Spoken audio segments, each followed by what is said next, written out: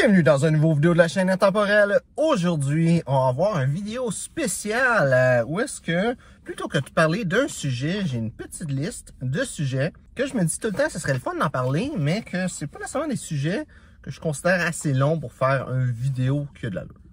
Donc, aujourd'hui, en d'autres mots, on va répondre à des questions, si on veut, que certaines personnes pourraient se poser, et certaines j'ai vu qui se posent vraiment. Pas d'ordre spécifique, juste les ordres qui me sont venus en tête. Première question, peut-on porter une ceinture avec un complet? De nos jours, on voit beaucoup de gens porter une ceinture et personnellement, je te dirais qu'il n'y a pas rien de mal à porter une ceinture avec un complet. Je sais qu'il y a beaucoup de personnes qui vont se dire que qu'est-ce que je dis là, ça n'a pas d'allure. Un complet, t'es pas supposé de porter de ceinture avec. Et ce monde-là, je vais leur dire qu'ils ont raison. Un complet, t'es pas supposé de porter de ceinture avec. Par contre, de nos jours, tout le monde porte des ceintures. Une ceinture, c'est un petit peu comme une montre, si on veut.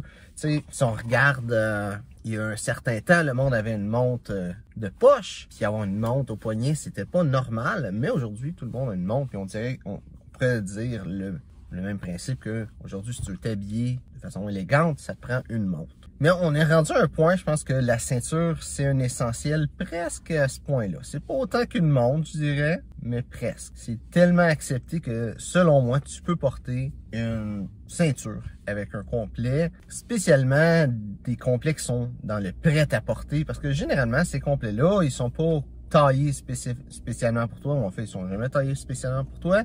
Et souvent, il n'y a pas nécessairement d'ajustement pour qu'ils soient faits à la perfection pour toi. Et c'est aussi les pantalons de ces complets-là viennent généralement sans boutons pour les bretelles et ils viennent sans patte de serrage. Donc, la meilleure façon de faire tenir ces pantalons-là, c'est bien entendu d'avoir une ceinture. Maintenant, il y a deux petits points que je vais rajouter là-dessus. Avec un gilet. Donc, des fois, tu as un veston et en dessous, tu as ce qu'on appelle un gilet, comme si on veut, la troisième pièce d'un costume 3 pièces. Donc, un gilet, quand tu portes un gilet, tu n'es pas supposé de porter de ceinture. C'est sûr, si tu n'as absolument rien pour faire tenir tes pantalons puis ils tombent, mets-toi une ceinture. Parce que t'es mieux d'être confortable, quitte à ce que le style soit un petit peu brisé. Parce que de toute façon, un gilet, c'est censé cacher ta ceinture. Ça devrait pas vraiment paraître que tu as une ceinture si tu as une ceinture avec un gilet. Mais techniquement, avec un gilet, tu es supposé de porter des bretelles ou rien pas tout. Mais tu n'es pas supposé de porter une ceinture. Mais encore une fois, je pense que ça peut être pardonnable de nos jours d'avoir une ceinture avec un gilet. Le prochain point que là, je vois beaucoup de monde pas connaître cette règle-là, c'est avec des bretelles. Donc, quand tu portes des bretelles, là, tu peux pas porter de ceinture. C'est un choix que tu as à faire. Soit des bretelles, soit des ceintures. Jamais, jamais, jamais les deux. La raison, c'est simple, c'est que les deux, ça sert à tenir tes pantalons. Donc, t'en veux juste un des deux, parce que premièrement, stylistiquement, c'est pas une bonne idée. Deuxièmement, si t'as des bretelles puis une ceinture, tu montres que t'as aucune idée de qu'est-ce que tu fais. Puis ça, c'est vraiment basique, là. C'est plus que d'avoir une pochette puis une cravate de la même couleur dans le même tissu. C'est plus qu'avoir une cravate de la même couleur que ta chemise. Avoir des bretelles puis une ceinture ensemble, c'est un des plus gros faux pas que tu peux faire, stylistiquement parlant. Même, je ne vais même pas rentrer dans le sartorial, juste styliquement parlant, dans n'importe quel style que tu as. Ceinture et bretelles, c'est un gros non, jamais. Prochaine question, j'en ai déjà parlé un petit peu sur Instagram. Quand arrêter de porter des vêtements d'été? La vieille règle, c'était qu'il faut arrêter de porter ses vêtements d'été après la fête du travail. Et il faut commencer à porter ses vêtements d'été à nouveau la journée de Pâques.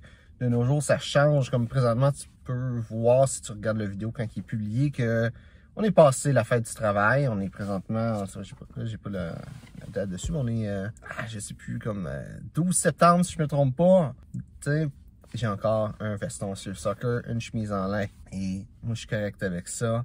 Je pense qu'on est rendu dans un temps, surtout avec le réchauffement climatique, que les dates, ça marche plus de nos jours. Quelle date qu'il faut arrêter de mettre des vêtements. Je pense que la réalité, c'est qu'il faut que tu arrêtes de mettre tes vêtements d'été quand il commence à faire trop fret pour mettre tes vêtements d'été. Il faut arrêter de mettre tes vêtements d'hiver et recommencer à mettre tes vêtements d'été quand il commence à faire trop chaud pour garder tes vêtements d'hiver. Je pense que c'est vraiment juste ça. Aujourd'hui, c'est le côté pratique. Ces règles-là, c'est archaïque. Puis, je peux comprendre qu'il y a un temps, ça valait la peine, mais de nos jours, ça n'en vaut plus la peine.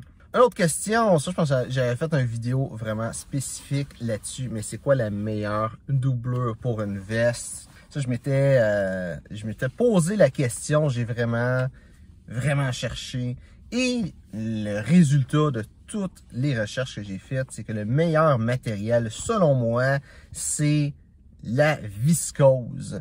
Pourquoi la viscose? Parce que la viscose, comparé les autres choses populaires, ça va être le polyester, des fois le coton. Pourquoi la viscose versus les deux autres? Le coton, c'est surtout bon l'été, en réalité. Ça frippe, c'est pas nécessairement le meilleur matériel au monde. Aujourd'hui, on est rendu dans un temps où il y a plus d'alternatives que juste le coton.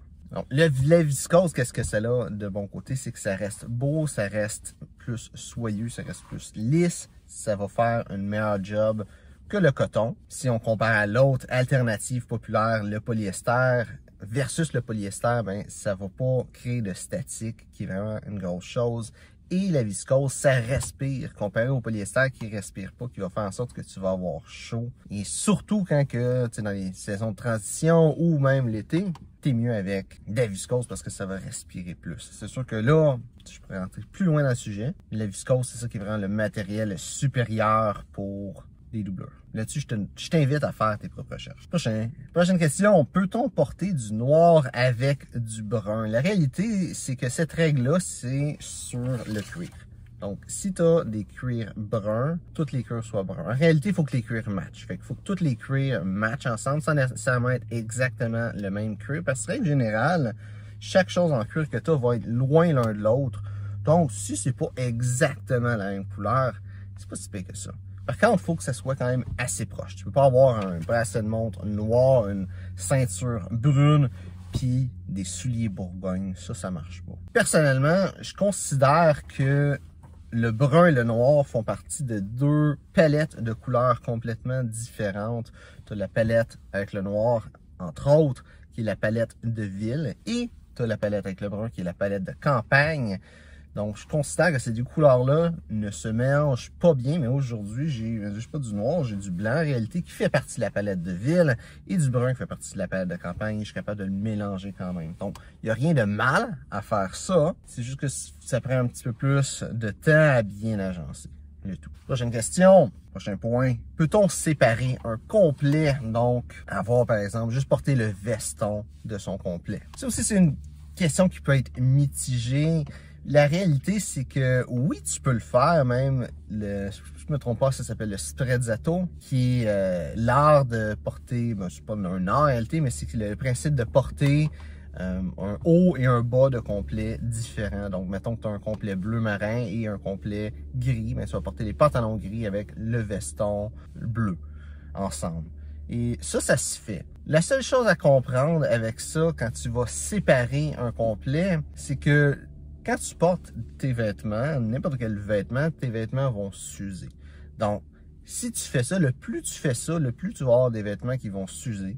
Donc, le plus vite tu vas arriver à un point où est-ce que soit ton veston ou soit tes pantalons vont plus être bons et là, tu vas arriver avec un veston ou des pantalons orphelins. Si tu as des pantalons orphelins, c'est pas si pire que ça parce que tu peux les porter de même. Un veston orphelin, par contre, c'est plus dur à porter de lui-même. Par contre, si tu es quelqu'un qui fait ça, habituellement, ce style-là de mélanger à séparer tes complets, ce ne sera pas nécessairement un problème. Donc, c'est quelque chose à réfléchir vraiment si tu veux, ce problème-là d'avoir des vestons, des pantalons orphelins ou pas.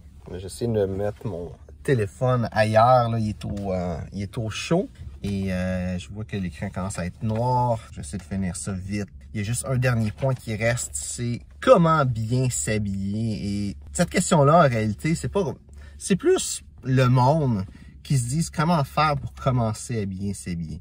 C'est quelqu'un qui va peut-être être plus jeans, t-shirt dans la vie de tous les jours, puis qui veut commencer à s'habiller un peu plus chic, peut-être avec une chemise, des beaux pantalons, peut-être un veston, qui sait, peut-être une cravate aussi. Et la réalité, c'est qu'il n'y a pas de bonne façon de faire ça. Parce que le mieux, si tu te poses la question, est-ce que tu devrais bien t'habiller ou comment faire ça, le mieux, c'est de juste commencer à acheter une couple de choses. Commencer à acheter peut-être 2-3 chemises, une nouvelle ou 2 paires de pantalons, puis juste commencer à porter ça. Peut-être genre la fin de semaine, porter ça, ou commencer à porter ça au travail aussi. Le mieux t'habiller. Ça va vraiment dépendre de ton style de vie.